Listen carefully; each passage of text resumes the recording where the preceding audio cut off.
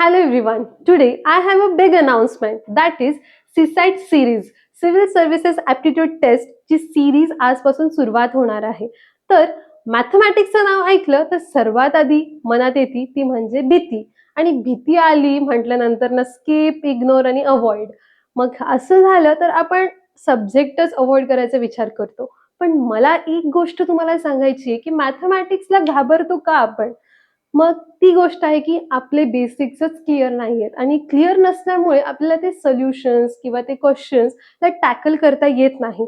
मग आपल्या हे सीरीजचं एकमेव कारण आहे, हेतू हाच आहे की आपल्याला सगळे बेसिक्स पहिले क्लिअर करायचे. सेकंड, मग आपण मॅथ्समध्ये जाणार आहोत. आणि थर्ड, आपल्याला ही सीरीज कुठल्या एक्झामसाठी आपण प्रिपेअर करतोय, तर आपलं टार्गेट असणार आहे की जस्ट अ सेकंड, आपलं टार्गेट असणार आहे की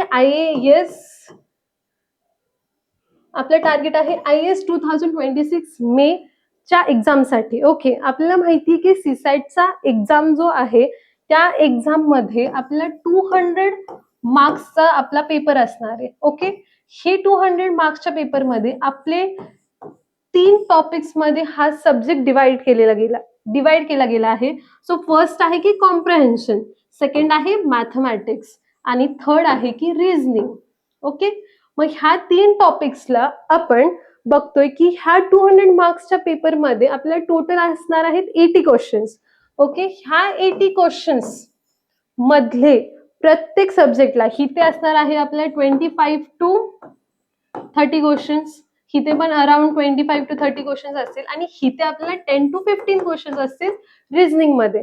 मग हा जो फ्लो आहे क्वेश्चन्सचा, तर त्या क्वेश्चन्स मध्ये सुद्धा आपल्याला out of 80 questions only 27 questions आपल्याला क्वालिफाय करायचे. किती? फक्त 27 क्वेश्चन्स आपल्याला क्लिअर करायचे. आणि ह्या 27 क्वेश्चन्स जर का आपण क्वालिफाय झालो तर आपला सीसॅट पेपर क्लिअर होतोय.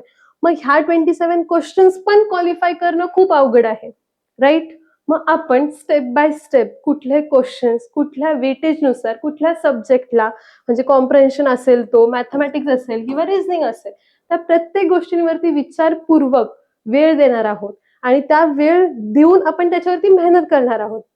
ठीक आहे, आता आपण बघितलं तरी IAS 2026 मे साठी आजपासून बघितलं तर 7 मंथ्स आहेत. आणि ह्या 7 मंथ्सला प्रत्येक स्टुडंट्सने खूप सिरियसली प्रायोरिटीने अभ्यास केला पाहिजे. बिकॉज आपलं जर का सीसॅट क्लिअर नाही झाला तर आपला GS सब्जेक्ट चेकच केला नाही जाणार. मग हे आपण किती डोक्यात ठेवून, म्हणजे आपण सरळ इग्नोर करायचं बघतो. मग इग्नोर न करता प्रायोरिटी ठेवून ह्या सगळे क्वेश्चन्सचा, सब्जेक्टचा, टॉपिक्सचा आपण विचारपूर्वक वेळ देऊन अभ्यास करूयात आणि प्रत्येक गोष्टीला सक्सेस करूयात. ठीक आहे, थँक्यू सो मच. आणि सिरीज आजपासून लॉन्च होतीये.